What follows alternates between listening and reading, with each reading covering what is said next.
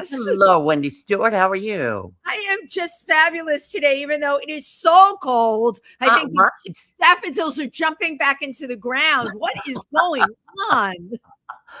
All the buds on the trees are shriveling back up. They're Yikes. like, no, we want to go back. But hello, everybody. Welcome to If These Walls Could Talk. I'm Wendy Stuart. I'm Tym Moss. And we are here for your viewing pleasure. Yes. Today. Tim, I am so excited because this Saturday is Night of 1,000 Gowns with the Imperial Court of New York. And we are going to be at a venue in Queens this year called Terrace on the Park. Very beautiful venue, left over, believe it or not, from the World's Fair, which I wonder if I'll if it'll even look remotely familiar to me. The World's Fair was like 60 years ago or something? Yeah, probably. Oh my God. What if I'm triggered?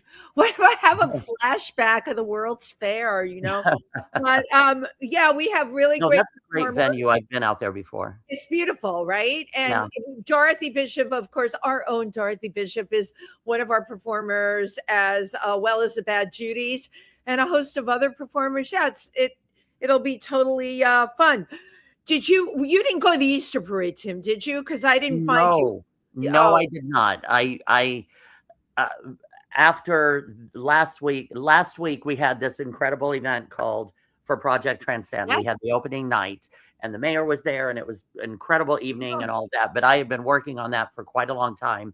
And immediately following, I was down for the count. I don't know if it was exhaustion, if it was cold, if it was what it was. But by Sunday, I was planning on going, but then I heard it was going to rain, and I was like, I can't go out because my voice was really messed up. No, and there were a lot of people that canceled. But then there was everyone else who showed. But I wanted to because I love the Easter parade. In spite of the rain, the costumes, they were even way more over the top this year than any year I can remember, and I'm there every year. Yeah, it was just a great New York event. You know what? It started to rain, and we were still out there in our costumes. The Chihuahua group left because there's nothing worse than a wet Chihuahua and a cop.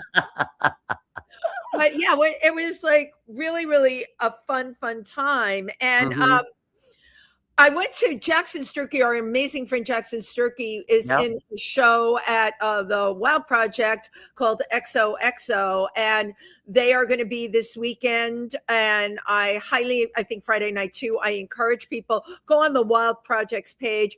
Jackson and the women he is in this show with, they are just phenomenal. He's the only guy in a bevy of most gorgeous. They were all incredible women, amazing dancers. I'm telling you something, Tim. Normally when I sit in those seats, my joints hurt me because you're squished. I took by osmosis their agility and dance movements into my own body. And it's true because you watch them and you're just so inspired. And when I got up, like nothing hurt. So that's kind of a good show. Well, I'm going to see his show on Friday. You're going this Friday, right? I was originally scheduled for Saturday show, but I'm going on Friday. I'm meeting Ike Cavelli and I are going to go on Friday. Right. And that's great. I think Ike mentioned to me that you guys are you're absolutely going to love it. Your joints will feel loose as a goose too when you go. Last night was Machine Dazzle at Joe's Pub. An amazing performer. I only knew Machine from costuming and dancing on stage at Night of 1,000 Stevies. What an incredible band, singer, and talk about performance art. I cannot even describe the costume that Machine Dazzle was wearing. Let's just say it dazzled. And then he did something so obscene with a Twinkie. I'm not going to share that. It was a Twinkie and a guillotine. Okay. Use your imagination. Anyway, yeah, it's been good. You know what? We're in springtime. We're back in New York. Yeah, exactly. Right? Springtime in New York. Yes. So speaking of springtime in New York and tiptoeing through the tulips, oh my God, today we have everyone's favorite Boozy Shantuzzi. Certainly mine and Tim's and a host of other people. She has character-driven performances and a classic Hollywood-inspired persona. I would totally agree with that. She's an amazing performer and a dear, dear friend of ours. Let us bring to the virtual stage, Margoh Channing.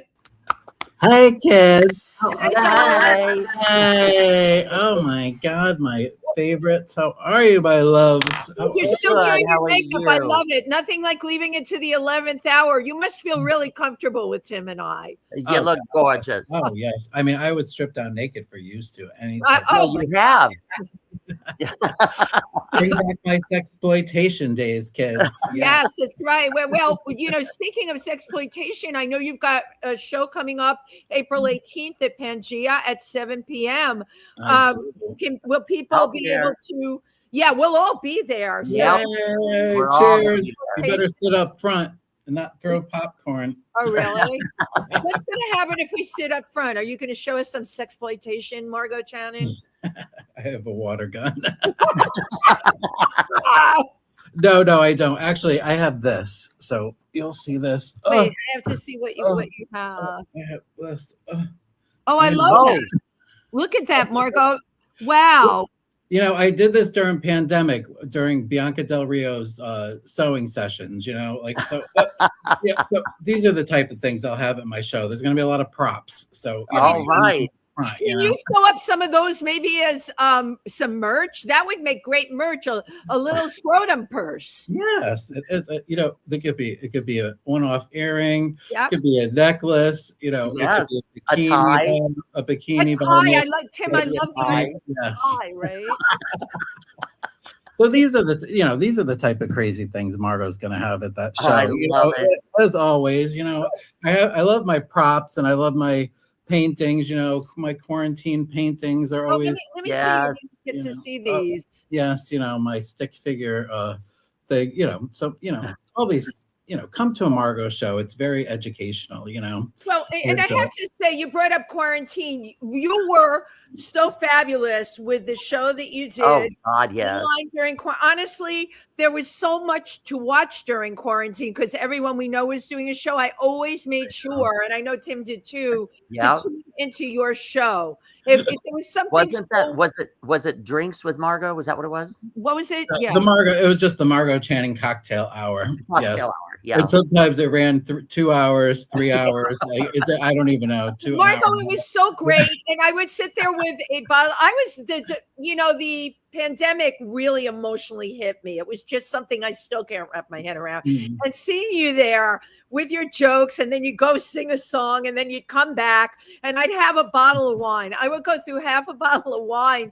It was the closest I could get to being at a bar with you in person, and it was really very uplifting. And the comments, we would all talk to each other in the comments through you. So I don't think you even know how much you gave to people during the pandemic. Yeah, that was so much fun. And it was just like one thing where one night I just decided to do it. I was like bored. I'm like, let me do some makeup. And like everybody. I love it. It was right after I came down to do your birthday show. And right. Then I got back. Right. That was the last thing I did in New York was I moved back to Rhode Island. And then I was asked by Nick Lyon to come do your show. Oh, the amazing Nick Lyon. Yeah, and we'll talk about Nick today. And then and I'm talking about Nick the night of my show as well. Anyway, because actually I'm going to save Nick a little seat. I'm going to put a sign on his seat. Oh, nice. Oh, that for all of us. You'll love that. Yeah, and because I think this will be like the first show that I've ever done, and Nick's not going to be there. Yeah. So anyway, but don't let me get off track. But yeah, so one night so I got back from New York, and that Monday we shut down. So I think I was down in New York on that Sunday, and then or whatever. Yeah, then we shut down that Monday.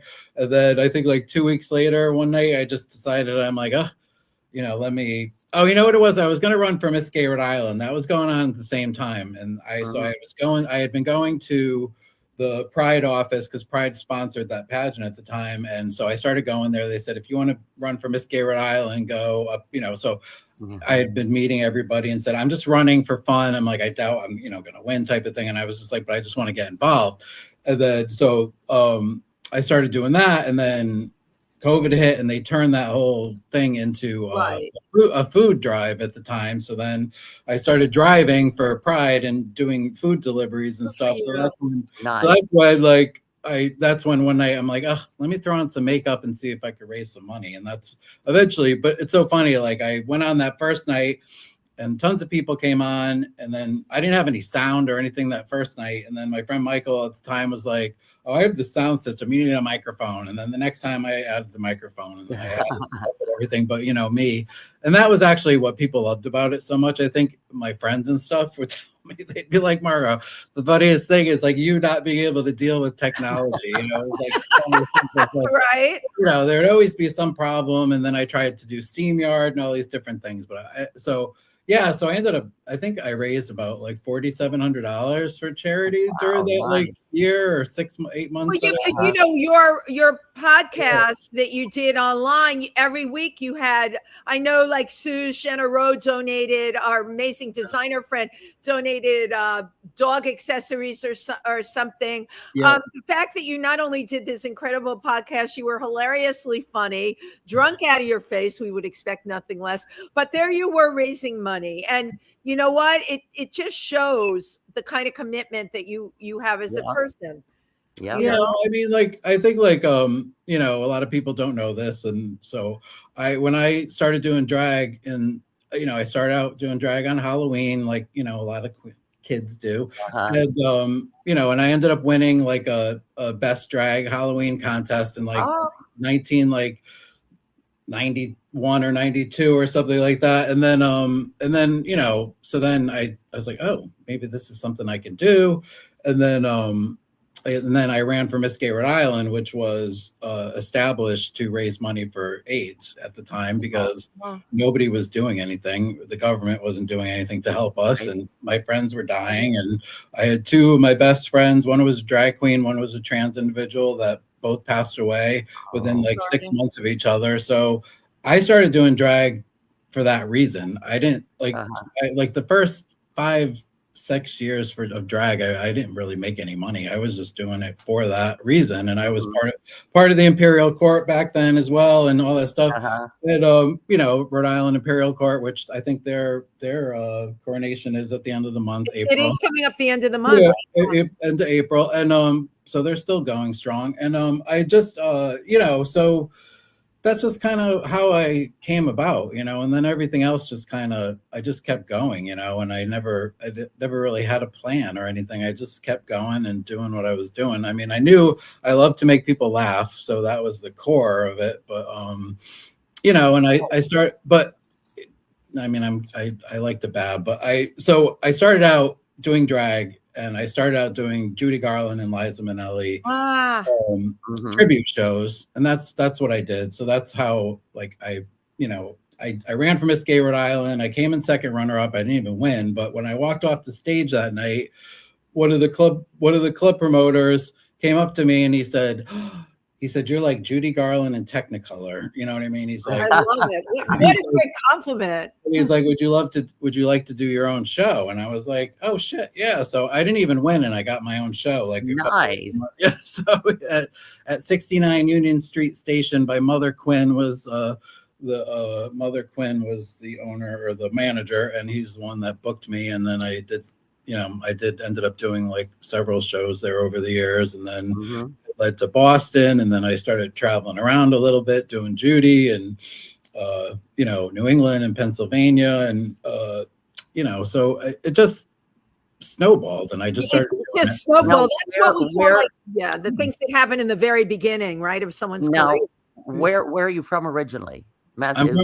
I'm from Connecticut. I'm from a small town in Ansonia, Connecticut, which is famous for one thing, and that's football. And how butch. Did you? I went to how I ended up in Rhode Island was I went to Johnson & Wales University for culinary and hotel restaurant management. So that's how so my mother dropped me off when I was 18 years old at St. Xavier Hall in downtown Providence, and within about 4 days I was at a gay bar. I'm not kidding you. I was at the Yukon Trading Post within about 4 days. I was in, and not to brag or anything, but I think within the first 48 hours I was there, I had sex with an RA. Oh my God. I was really good looking. I have to admit, when I You was didn't waste any time. Were you hoping to get perks though because it was an RA? Like, no, I don't know. He just came up to He was me and then cute. it was just like, I don't know. So he's the one that took me to the Yukon Trading Post. So I came out really fast at college. And plus Sounds it was that like, way. a culinary and, hotel restaurant management school. Everyone was freaking gay. I was Yeah. going to say that's So it was just When you were in Connecticut growing up, did you weren't out? No, I wasn't. No. Uh-huh. So actually, I touched about. I actually, for the first time in the show, Oversharing, I talked about it some in a show I did about Judy years ago, but I actually am going to talk about what my life was like, growing up. It's not long; it's a brief section of the show, but it just and I'm dedicating a song to all those kids out there that feel lonely and trapped and love it. and realize that they're growing up in a family that they may not necessarily fit in with, and so that's kind of what I touch on in this show.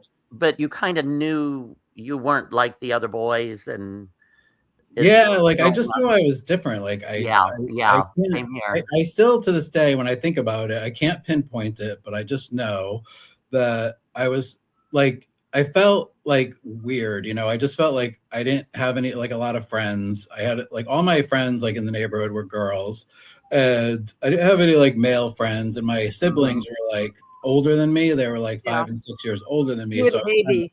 I was the baby. And so I just spent a lot of time in my family room listening to music. That was the one great thing that my parents gave us was their love of music. They had a huge record collection, and there was always music playing in the house. So that kind of became my like kind of refuge. And I became obsessed with Casey Kasem's American Top 40. Oh my God, Casey Kasem. Now we're scrolling down memory lane. I used to have I had notebooks where I would sit, just lay down on the floor and write down all like the top 40 every week. What I was keeping those records for, I have no idea. But anyway, so that's how and then it turned into me just like standing there belting out my divas, and I loved all my divas: Donna Summer, Olivia Newton-John, all my it was all 70s. You honed your craft, actually. Yeah, exactly. Like Olivia, Donna, oh God, there were so many. Barbara. I love Debbie Harry. I love. Oh yeah. But back then in the 70s, early 80s, my ultimate though was Pat Benatar. I loved Pat Benatar. Yeah. I used to. Powerful. I slept out 2 times in New Haven, Connecticut, on the green to buy tickets for Pat Benatar back in the day. But so that's just kind of how I talk about in the show, Oversharing. I do talk about how I feel like if it weren't for music and the movie, which I watched last night with my boyfriend Dan, he wanted to watch it because I told him, I said, what told me I was a homosexual was the movie Making Love. Oh yes. With Harry, wow. You saw it last night again. Wow. With Harry Hamlin and Michael Arnkein and Kate Jackson, and it just happens to be the Charlie's Angels 50th anniversary. But honestly, for me, I watched that movie on HBO when it came out on HBO, and I remember thinking, oh my God, I'm gay. Or I'm whatever. I don't even think they mentioned the word gay in that. Right. I don't even know if they did. Same here. They just, alluded and all this stuff. And I remember thinking, laying there watching and going, oh my God. Okay. That's what I am. So Margoh, and I was like, oh, and there's people that, are okay with it. Or they was it Kate Jackson that brought out the gay in you? What's that? Sorry. Was it Kate Jackson that brought out the gay in you? You won't be the first. No, it was Harry Hamlin. Oh God, I thought Harry Hamlin was so beautiful. Oh, he's so beautiful. Right? We watched it last night. We watched beautiful. It, but it's so funny. It's on YouTube. The quality's terrible because you can't find it anywhere right now. But it's not streaming or anything. But the quality's terrible. And I told Dan, I'm like, oh, I'm like, this isn't great because you can't really see his face that well. But I'm like, Harry Hamlin was like so beautiful. Yeah. Then. Yeah. And so that's kind of what made me realize I was gay, was that movie. Like, besides like dreaming about men, when I would have dreams when I that's a dead giveaway, Margoh, you know. Yeah, I'd have dreams about it, but like when I saw it was like light bulbs going, I was like, oh, okay, that's right. Because the thing is, we didn't have icons, gay icons. We didn't have a center. We didn't have role models. We didn't have guides or mentors, or we had to discover it all on our own and try to figure it out. Yeah, and I mean, and it's funny now when you look back, I was very drawn to anybody that was like, like I remember being drawn to Paul Lynde, and loved him on like, all the TV, on the game shows and everything. And then I was very drawn to Charles Nelson Riley. On Match Game. I'd be like, so I always, or like Rip Taylor was another one. Yeah, all the icons, all the gay icons. Yeah, and I loved, and Waylon Flowers and Madam I was drawn to, so like so they were the fun ones.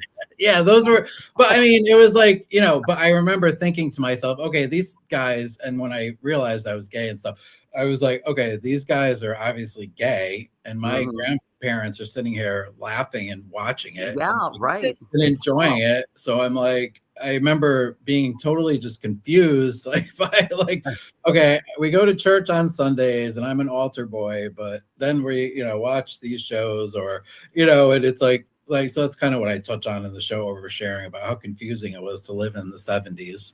In the 70s. I've heard that from a lot. I've interviewed a lot of people with Catholic backgrounds, right? And it is very, very confusing for them. And some, I know you've resolved a lot of things. I don't know what's unresolved. You resolved a lot of the Catholic thing, but I have talked to people that in our age group where the Catholic thing is still not resolved. They carry them through their entire lives. It's powerful, right? It's a powerful thing. I don't know, but I mean, it's resolved for me is that because I've just, I've become an adult and I've gotten older, I've just become more and more of an atheist. Like, I just am like, come on, like, I'm supposed to believe that, I'm supposed to believe Noah's Ark is real, but I'm not supposed to believe that Donald Trump is a pedophile. Like, I don't right. How do these two things not coincide? Like, okay, so yeah, you want me to believe that, or like, some woman rode a donkey 40 days, or, or like, I'm sorry. I remember sitting in, because like we were Catholic. I was, listen, I love my mom. I love my family. My aunt was a Catholic school teacher for 40 years. She still goes and does lunch. She's retired now, but she still goes, does lunch at the Assumption School in Ansonia. Listen, I love my family. I do. But there's some things I just, I have a problem with as an adult, and that is that you're not, like I was taught to be a certain way. And that was, as far as I was concerned, I was taught to live and let live. That's what my grandmother used to say to me. That is the way that I was raised. So that to me leans towards a democratic thought process. But for some reason, some people, I don't know, look at that as a different way, because I think they're afraid of losing their traditions and their but nobody's telling you you don't have to lose your traditions, but you also don't have the right to tell other people how to live just because some guy got, nailed to a cross 2 million years ago. I don't know. It's so many hard thing, but so many people now think that live and let live, as long as you're living exactly like I want you to. Right. That's exactly as they tell you to live, and then you're okay. Yeah. Right. And that's not even, I don't know. I like a lot of this stuff wasn't a worry for me 10 years ago, like 15 years ago, like but now it's a worry. It's like, wow. Like, I remember the worry was like in the 90s, staying alive, like, and not getting sick, and, that type of thing. And then things got better. And then I didn't even, I've had 2 great relationships. I was married, to my ex, like for a long time. And, we had a great life together, and didn't have those worries, but now, and I felt like, oh, we did what we set out to do when I was younger, but now I feel like, wow, like, we got set back like 20 years or something, or, right. It's just like, it's really maddening. And I mean, honestly, like, it's not the best time for me to not being able to drink as much anymore. Right. You would if you could in these times. So you guys, I'm just curious, Tim. I just wanted to ask you and Margoh how the two of you met, because Margoh was a new friend for me. I met Margoh the night of your opening of your film Junk. Yeah. Oh, okay. I didn't know Margoh till that, and then Ryan spearheaded that whole get together that night. I think it wasn't at the Glam Awards one year, and then I asked if I could interview you. Yeah, I think they called it the Glammies. They used to call it the Glammies. Yeah, the Glammy and then Awards, the Grammys actually like gave a cease and desist that she can't say Glammies anymore. So she changed it to the Glam Awards. Yeah, it used to be the Glammies. Yeah, I think that's how we first met. And then when I first so I was in Rhode Island, then Jeff and I moved to, or Manny Champagne and I moved to New York in 2003. So the first thing I did was I did a MNN 30-minute like show. Oh, that's right. Margoh Channing show on MNN, which my goal was to interview drag queens and stuff, but we shot it out of our apartment, and I ended up having I think I did like 22 episodes. It was on for like 2 years. We had Michael Musto on, we had Linda Simpson on, we had Nellie McKay on, we had Chris Rail on, we had Penny Arcade on, we had we had Adam Dugas on. We had a ton of people on. We had Sweetie on, I think. So then we did that, and then that's what turned us into doing the live cabaret show. So I started a variety hour called the Margoh Channing Variety Hour, and then of course. So that's so I dumped doing the MNN show, and then I started doing that, and that's when I probably met Tim, was because I started going out to the clubs more and getting involved, and I started writing for Fairth, Brian Mills. I don't know if you guys know Brian. I remember Brian. Yeah, I started writing like birthday tributes to the divas for him, like on Fairth, and then I did interviews like I did an interview with Lady Bunny. I did an interview with Frank DeCaro. I love Frank. I started doing like reviews. I reviewed like a Bette Midler show. I reviewed for him. I did some reviews, and then books. I was doing all sorts of stuff for him, and that's kind of that's how the whole cabaret thing started. And then I think that's when I met Tim, and then I met Ike. I can't remember how I met Ike. I think I brought Ike to your show. Yeah, probably. With Ronnie. Yeah, with Ronnie Giles. Yeah. So it was, we met doing the cabaret circuit. I think that's probably how we met. Yeah. Cool. Speaking of cabaret, you've got your show coming up on April 18th at 7 o'clock, which is Saturday night. And I believe we have a cut from one of your songs, which is Shiver Me Timbers. Shiver Me Timbers. But it's a staple in your shows, Shiver Me Timbers.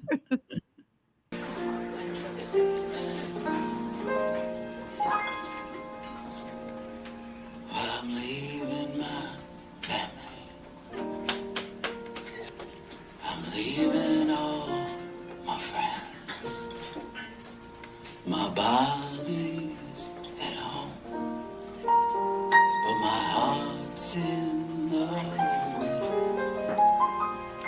And the clouds are like headlines on a new front page sky. My tears are salt water. The moon's falling high, and I know Joe Conrad will be proud of me.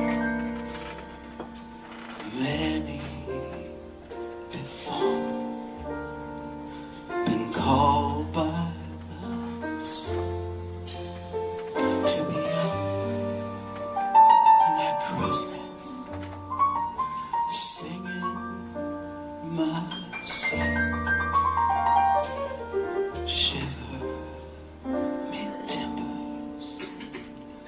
let's all sail away. And the fog's lifted, the sand shifted. I'm drifting on out. Oh, Captain Air's got nothing on me. So swallow me, don't follow me. I'm traveling alone. The water's my daughter. I skip like the stone,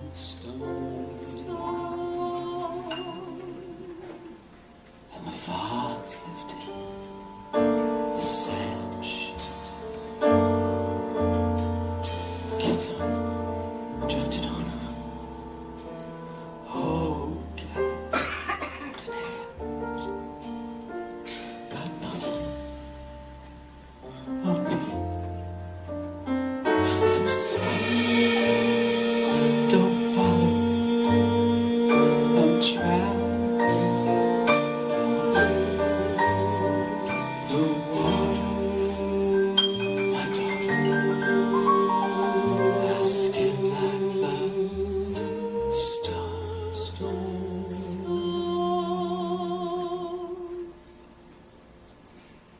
Please call my family.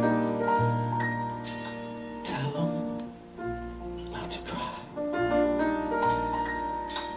Goodbyes are written by the moon in the sky. Nobody knows me. I got no reason to stay. So shiver me timbers. I'm sailing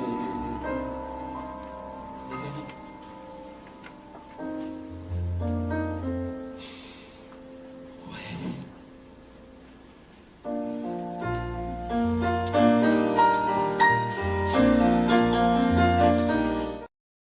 Wow. Margoh, what an emotional song. Yeah. That's like yeah, thanks guys. I haven't watched that clip in so long. But that's from like 2012. But yeah, like I was wondering, I might have videotaped that.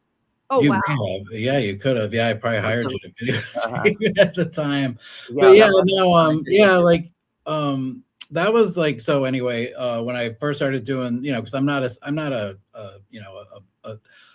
trained vocalist, and I do my thing, and so I was lucky enough to meet Tom Fogarty, who was a great theater director and dancer, and he's the one that kind of steered me in the direction of doing these dirge style songs for my shows, and so and when I actually watch that back now, and I'm like, oh my god, I'm not that bad. Very I know. I always say to myself, "Oh God, people come to my shows and they're expecting cabaret and beautiful voices and that type of thing." But so it's always kind of been one of those, as RuPaul would say, one of those demons in my head that I say bad things about myself in my head. But now that I watch that back, I'm like, hey, that's really not that bad for someone. It worked. That has pitch problems like I do, but but yeah, Tom was the one who directed, like he literally directed me how to do that song, and that was the first thing we did together, and like we talked about before the show, that's kind of what the show has turned into, a bit of a tribute show to my director Tom, who passed away. So yeah, so that's been hard this past year because this was the first show I've written without him being around, and right for a long time. I'd always send him my scripts, and even if he wasn't the official director, he would still, go through with me and come up with ideas. Trusted him, Margoh. That, when you lose someone that you have that kind of relationship with and you trust, and I didn't realize you were completely flying solo in terms of what you're going to do in this show. I think that's tough. How did it feel for you? Yeah, it's different, because I've always, like, when I started out doing the drag Margoh in New York, it was me and Manny together, and then it was, Tom came in as a director, and Tom was the one that kind of steered me to hire Tracy Stark as my musical director. Right. Yeah, I mean, that's the other thing. That's the other thing too. I worked with in that clip Jared Aston, who was an amazing musician, and he had a band called the Dirty Boogaloo, but he wasn't like a cabaret player, so it wasn't a perfect fit for me at the time. And that was like kind of like the first thing Tom said was like, I love Jared, he's a great guy, but you guys are, he's just not supporting you the way you need to be supported at that time. You know what I mean? So that was the type of thing that Tom brought. So he was like, we need to find you a musical director that will, support what you're doing with, the way you sing and everything. So that's how we hired Tracy. And then that next year I got nominated for my MAC award. Yeah. So like, it just, you meet people, and how I met Tom was like that quintessential New York story. Manny and I were at a happy hour at Lapa Lapa on the West Side, 6th Avenue. Of course. And, and they were sitting there, him and his wife, Leslie, and actually Leslie and Lulu were coming to the show on the 18th.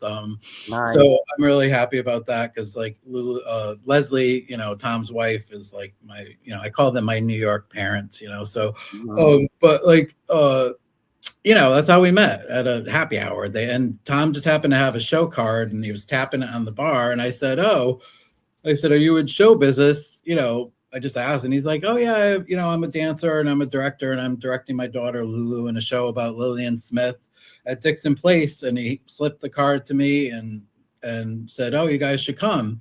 So we went to the show, and then I had told him at the bar, I said, well, I'm a drag queen. I said, I'm starting to do these cabarets, and I've done a couple, but, I'm doing a new one. And would you interested in, maybe being my director? I was like, I never had a director before, and blah, blah, blah. And so, and then, so he came to one of my rehearsals and sat there, and, big old, and, I remember at the end of it, he said to me, he took my script. It was all red, he had red thing. Yeah, red lines it. All sorts of stuff. And I'm like, oh God, what is this? He's like, well, you got 2 backup singers, but they're not doing anything, And I'm like, well, they're singing when they're, and he's like, yeah, but you have them up on stage. They need to be doing something the whole time, like you can't just have them standing there, like that type of thing. So he was just an amazing like guy. Like he could like pick stuff up and like just take stuff I wrote and just add like a little thing here. Yeah. Like we ended up with that Shiver Me Timbers.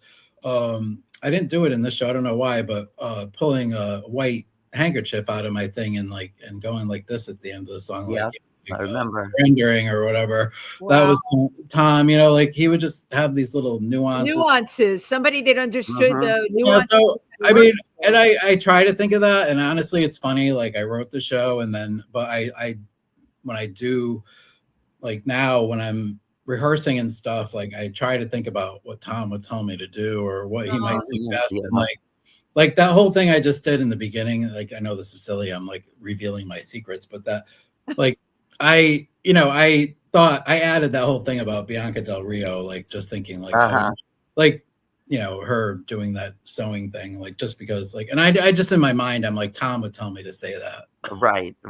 You know what I mean? Like, so he's here. And honestly, right. The song I'm ending the show with, I'm not going to say what it is. No, we want to be surprised. It's a lip sync, but I had chosen one song. And after Tom passed away, I heard another song 3 times. Like when I was going to New York driving, I got in the car. I heard it on the way down to New York. I parked my car down in Connecticut to get on the train. When I came back, got into my car to drive home, heard the same song. Wow. On the radio. That's very telling. And then I got back up here, turned on the radio the following morning, and another song came on. So I was like, oh, this must be Tom telling me to finish this show with this song. So Yes.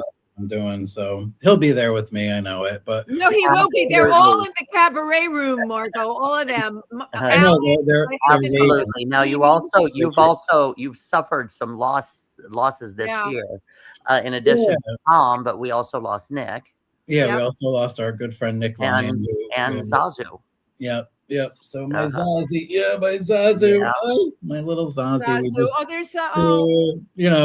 it's been hard. It was hard because Manny and I had separated, so I moved back up to Rhode Island, so I didn't see her as much as I would have liked to, but such is life. But anyway, she stayed with him because that he was her guy. You know what I mean? Like I was just the one that gave the belly rubs. I was. You got to spend some time with us at the end. No, we did. No. Honestly, there's no ill will or anything. Like Jeff's been amazing. When I first moved back to Rhode Island after Jeff and I split up, I don't know if I would have made it without, because this picture is from her visiting me. Cause he used to drop her off, and I used to keep her for like a few weeks at a time. And we had a dog run. We had a dog run at the apartment complex that I moved into up there and up here.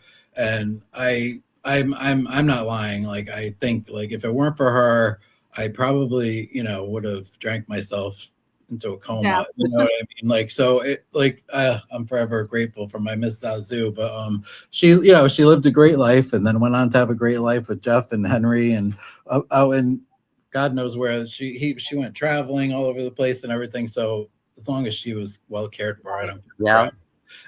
Sorry, I've got an angry driver outside, so I keep muting myself. Oh, he won't let up. He's just. Mark, I want to give a shout out here. Rest in peace, Nick Lyon. I met you because of Nick Lyon. Yes, you did. Yes. His film Junk was premiering, and Nick gathered up everybody. The picture of Nick too. These are all going to be on stage with me that night. Next week. And I would not have met Margoh if it weren't for Nick. And he kept going on and on about Margoh Channing. You have to meet Margoh. And then you ended up performing at my birthday shortly after that. So it's amazing. Nick is still very much with all of us, I'm sure. And I noticed Rose Trentman tuned in today. She's very aware of it.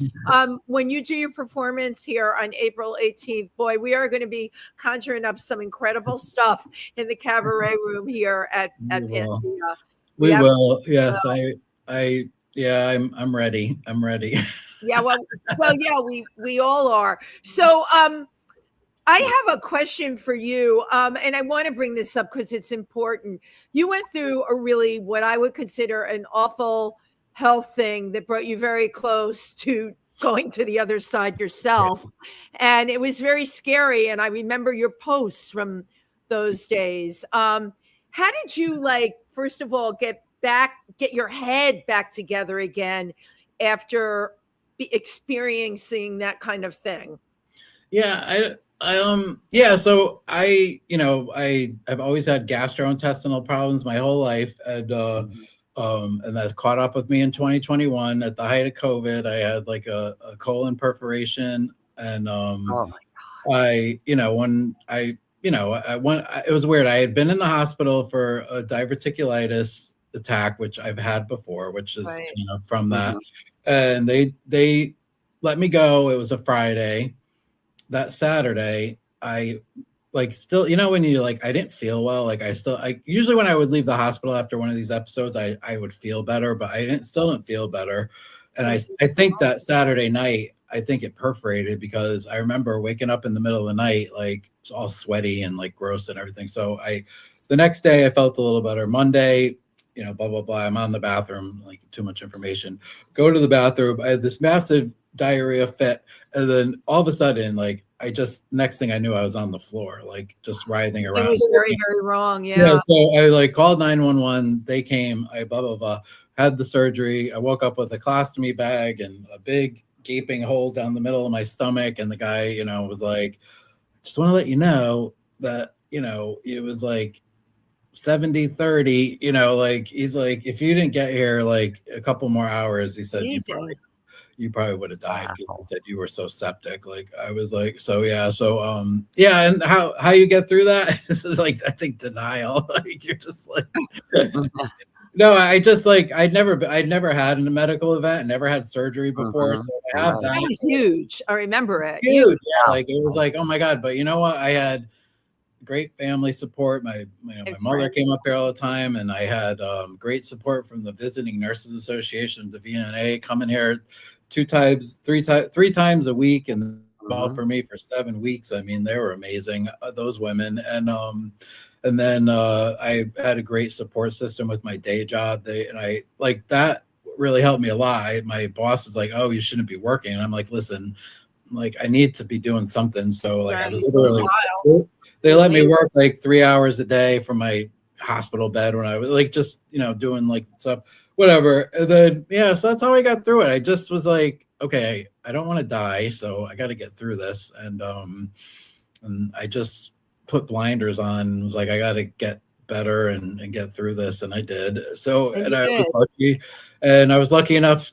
I know some people aren't lucky enough, but I was lucky enough to be able to be like reconnected, and so I had a colostomy bag for like 7 months, and then I had a surgery to reconnect myself. So, but that took a lot of time to heal from, and that's actually kind of around the last times I did shows in New York because I wanted to prove to myself that I could do it. So I came back. But the thing is, you did do it. I was here at that show. Didn't you bring a colostomy bag with you? Yeah, I filled them with chocolate candy, yes, and threw them. So that was such a poignant moment.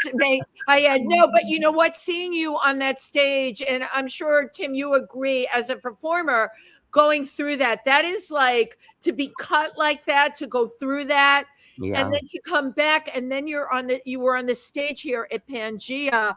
You know what? It took a lot for you to do that. It did. Yeah, I can never minimize that, It did, but I think that's what I think that's what gets you through, and you have to have things to look forward to. I mean, that's really what, whether it's like, something you like to do every week or something, like getting your nails done, or you like to go, to a movie every week or whatever. I think that's really, for me, the thing that gets me through, like, is just having things to look forward to. And I mean, I think, so then now I have had another medical crisis. So all my years of, overdoing it with the cocktails and everything, and medications, and being overweight, now my liver is not working 100%. So I am also now going through that. So I'm on the GLP-1s now. So I just lost like 30 pounds this past since Thanksgiving. Wow. But I quit. I didn't quit drinking. Okay, so I don't want to. We're not holding you to No. But listen, I want to be clear. Okay, like listen. Baby steps. Listen, I have been there. I've done it all. I am that type of person that was in my family room that I must have somehow in early life decided that I will try everything once. So that's why I have a daughter. I have 2 grandchildren. I have tried literally everything once. Wait, I didn't know you had a daughter. No, so I'm just saying, like, there must have been something in my life where I said, don't say no to anything. You know what I mean? So anyway, so life is life, and and I'm trying my best, and but no, I'm doing good. But anyway, so I got that news like 6 months ago or 8 months ago or whatever, and then so now I'm like back. So I've cut my drinking down to like 30%. I'm like, I'm only having cocktails when I'm like doing something or going somewhere, or maybe a party or a dinner or something. Like I'm not drinking around the house anymore like I did during COVID when I was like 2 big bottles of wine a day, type of thing. And like we were all doing, or not you, Tim, I know you weren't doing that, but you know what I mean. So anyway, I did a lot. Yeah. So like, hey, but I look at it this way. I've had a great life. I've had a lot of fun.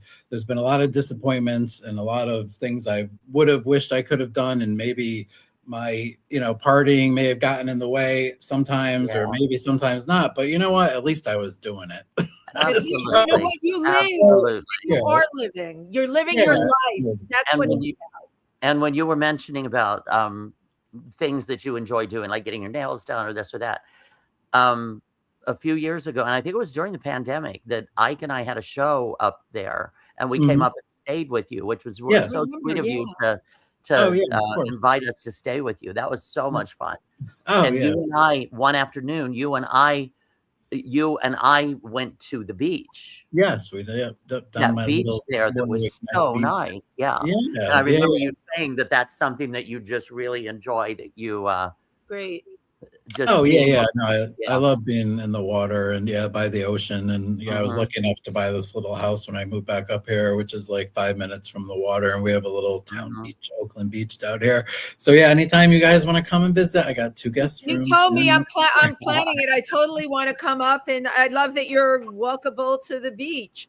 So with this show happening on the 18th, and you and I had talked a little bit about opportunities for you in Rhode Island. Tell me what you're thinking.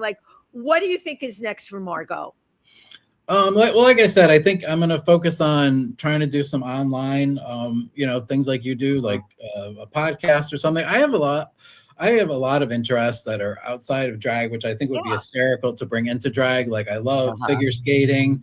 I'm obsessed with figure skating, and I've become friendly with a few figure skaters that were my favorites, like Nicole Boback, who's also a wacko. You know Nicole Boback? Yes, I know Nicole. We talk every day on Instagram, and this is the thing, and I've always been, the Margoh character is not who Bill Shea is. I'm very shy. I'm not I do not talk a lot. If I'm in a crowd, I have social anxiety. I don't like being in big crowds of people. And that stems from when I was little, and I was that little kid and scared and lonely and didn't have a lot of friends. I was always thinking I wasn't saying the right things or doing the right things. And I still kind of carry that kind of thing with me in my head. And that's depression and anxiety and all stuff. So anyway, but there are certain things that I absolutely adore, like figure skating. I loved it since I was a little kid. And so one day I was I saw Nicole was on Instagram, and she had posted, and about how she was thinking about, because she kind of has gone away from figure skating for a long time, and she joined the circus, for God's sake. But anyway, but I love when I'm down in the dumps, and I'm not. There's 2 things that I go and watch. Number one is Rudy Galindo winning his nationals in the 90s in San Jose. I remember it's literally, if you are feeling bad, go watch that Rudy Galindo performance at the end, where the crowd, the roar, it's amazing. You got absolute chills. And I have to tell you, I'm sure the Olympics this year really did it for you. Those skaters this year, it was so intense. But so anyway, the Nicole thing. So one day I was I just posted on her page. I said, Nicole, I said, I miss your spiral. I wish, and I told her, I just said, I said, when I'm down in the dumps, I go and watch some of your skating videos when you did these great performances. And I said, I just love your skating. And then we just started inboxing each other back and forth. And then, I send her memes every day and back and forth. And we haven't never met in person yet, and I told her, I said, we got to meet one day. But, she's just fun. And and then I did the same thing with Rudy. I sent him a message. Amazing. So now we follow each other on Instagram, and I've sent him a couple of messages. But it's just and it's I just felt sometimes you think, oh, I'm not going to bother these people. They don't want to hear from me or whatever. But they might be needing it too. Because especially with skating, it's one of those things where you're big for a 4 or 5 year period, and then and then it's over, for a lot of them. And I think and you can't do the triple jumps like you used to do and stuff. So I think sometimes they feel oh, nobody cares. But anyway, you know what I mean. So you need to follow Johnny Weir. He's hilarious. I actually met I met Johnny, You and said I love Johnny Weir. Well, no, when I was with Spin Cycle for a while back in the day, and I was getting invited to all those book release parties, so I got invited to his book release party. And then I met Dick Button that night, was there, who I love. I'm really impressed. This is like you're rolling these skating names off of your tongue. I know, and I'm like, but these are the things. So I was just like, oh, I wonder how I can parlay drag into figure skating somehow. Like, you know, like, and I know there are a couple of, I think Denali is a figure skater. Well, Johnny Weir is kind of close, but yeah, like there are his outfits, and I think, is it Milk? I think Milk's also a figure skater. Got Mick or whatever. I think also figure skates. But anyway, I was just thinking like, oh, you know, it would be funny maybe to do like a drag queen, like, you know, figure skating thing. I don't know. So that's one thing I'm thinking about doing. And then, right. You know, podcast. But then the next thing I'm going to go and focus on is bringing back my Judy Garland like special show. Yes. And yeah, so I would love to see it. Show. Yeah, I did it, that show is more lip sync, and then the way I've built it is to be like a variety show. So like I would ask Dorothy to come and do a song, do one of her great Judy Garland number there, and maybe have Tim come sing a song. So it would be it's like a variety type setup. So I would like to bring like that Judy's variety hour. Yeah, because I only lip sync to Judy. So and it's kind of it brings me so much joy to lip sync her song. So you know, and I want to be in that joy all the time. You know, like to be honest with you, doing the cabarets I love, but it brings a lot of like what do you call it to me, like anxiety, you know, like because it's a cabaret, and I don't know, I've always looked at cabaret shows as being like, for me it's like the creme de la creme. Like I would we went to go see what do you call it, Lady Gaga a couple weeks ago, and I love Gaga. She was amazing. I love it, but there's nothing more better to me than going and sitting in a room with like 50, 60 people and seeing someone up close. Yeah, it's intimate. Yeah, it's different. Like I've seen Eartha Kitt, perform at Cafe Carlisle with like, you know what I mean? Like, and it's like, it's just this whole, or at Joe's Pub or wherever, like, and like for me, like that, to me, that's like, the height, and I get I put a lot of pressure on myself to do a good show, and but with the Judy thing, it's just more natural for me, so I don't get as like crazy. So the Judy is more of a comfort zone for you. Yeah, and the singing, like, and because I love to sing, and like when I belted in my family room when I was a kid, I knew that's what I always wanted to do. It brings you close. But when you got the pitch problems I got, it's not the easiest path to take. So but like I said, I put this team of amazing people together that were able to get me to live this dream. And in this show, I just want to say I'm doing a song that I've always wanted to do. It's a really hard song for me to do, but I'm doing it anyway. It's it's Both Sides Now by Joni Mitchell. I love it. I've always wanted to do that song, and I've always stayed away from it because I just look at because Joni's so ethereal and has that beautiful voice, and but I'm like, fuck it, I'm singing it. Well, Margoh, you know what? Speaking of all the support and friends and teamwork that you've been involved in, we have a bunch of comments for you today. Well, firstly, I just have one thing I wanted to ask as well. Your name. You had selected the name Margoh Channing, which is where it came from. Oh, yeah. Okay. That's Betty Davis. Do we have time? All about over? Yeah. My first drag name was Connie Constantino. Oh, And when I ran for Miss Gay Rhode Island, my friend said to me, "Oh, that name is so boring." I'm like, and so we played around with stuff. Like I was going to call myself CC Channing, and I came up with all these names because I didn't have the boozy thing back then. It wasn't part of my thing. So I didn't, so Margoh Channing, like the boozy chanteuse. But anyway, I came home that night after trying to figure out a name. I turned on Turner Classic Movies, and All About Eve was on, and I'm like, that's going to be my name, Margoh Channing. I am a bitch, because that's what someone called me. See, the funny thing was that I was trying to promote the pageant, so I made these cards and I was handing them out to people to try to come to the pageant. But one of the other drag queens thought that was me trying to grow favoritism with judges and stuff, but it wasn't. It was me trying to get people to come because it was for fucking charity, right? So trying to get people to come. So when I was leaving the club that night, the girl goes, "Oh, that one's a bitch," like that. And I heard her say it. So when I got home that night, I go, Margoh Channing is a bitch, and that's who I want to be. Go. So and I added the OH exclamation point. So it's which is great. I mean, that's an eye catcher, so right? It's just be like Margoh, you know. But, Well, Margoh, we had a bunch of people tune in today. First, we have Suze, who we love. Suze, we gave you a shout out about the wonderful accessories that you donated to Margoh's show. And then we had Mamo Cabrera on here. Hi, Mamo Cabrera. Rose Trentman, hello, my dear friends. Sending you a big hug.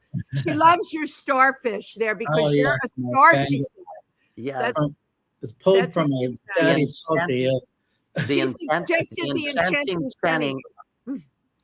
enchanting Channing hour. I love that. I know how to talk, don't I, kids? I think we could do 2 hours. And she wants you to remember to say your daily mantra, Margoh. Yes. Yeah, Rose gave you yes, I have been, yes. A mantra. Oh, Jason King, my God, I haven't seen you in ages. Hey, kiddos, I always loved you both. You've always been so kind to me. Love your podcast. Love you, Jason. Thank you for tuning in. I grabbed, actually, my father, Salty, was killed by a school of starfish, and this is one of the starfish I pulled right off his mouth. Of course, there's a story. Actually, in one of your shows, I played. Yes, you did play Daddy Salty. You did. And Richard Skipper says, I cannot believe that Nick Lyon is gone. I know, Richard, we can't either. Yeah. And Suze, love Nick Lyon. Yeah, I love invoking Nick's name today. Suze, Oh, Richard Skipper. Oh, we love Richard. Him and his Carol. Absolutely. Oh my God, so great. And Suze, you're the best, Margoh Channing. Thank you, Suze, for tuning in. And Benji Bradshaw. Margoh, I don't know if you're familiar with Benji. Incredible singer, like so much style. Benji is all over too. I know Benji's got a show coming up, I think, in Brooklyn. I got something today. Oh, awesome. Great seeing all you beautiful people. Thank you, beautiful Benji, always for tuning in and supporting us. We support you. I love Gladiola. I love Gladiola. Says hi. I love Gladiola. We love you, Gladiola. And thank you. We love everybody that tuned in today. Thank you so much. Yeah. Thanks for having me. And we love Margoh Channing. Yes, please. Sorry. I was just saying, and we love Margoh Channing. And I love you guys too. And please, if you're in New York City, April 18th, 7 p.m. at Pangea, come see Margoh Channing is oversharing. She is. Now, Tim, I want to give you a reminder. If we take the picture now, it'll come out really clear. We've been having to take our picture when we're on air. So everybody can watch us. Everyone can watch us do our magic. Ready? In 3, 2, 1. And as soon as the preview moves out, we will take one more with Margoh Channing and her starfish. Okay. In 3, 2, 1. Yay. Cool. Margoh, thank you. I'm looking forward. I love being able to say we're going to see you in the flesh. Yes. April 18th, 7 p.m. at Pangea. Thank you to everybody who tuned in today, too. This was great. Love you guys. Thank you so much. Love you too. Anytime you want me on, call me. You know, all right. Bye, guys. Bye, everyone. Bye.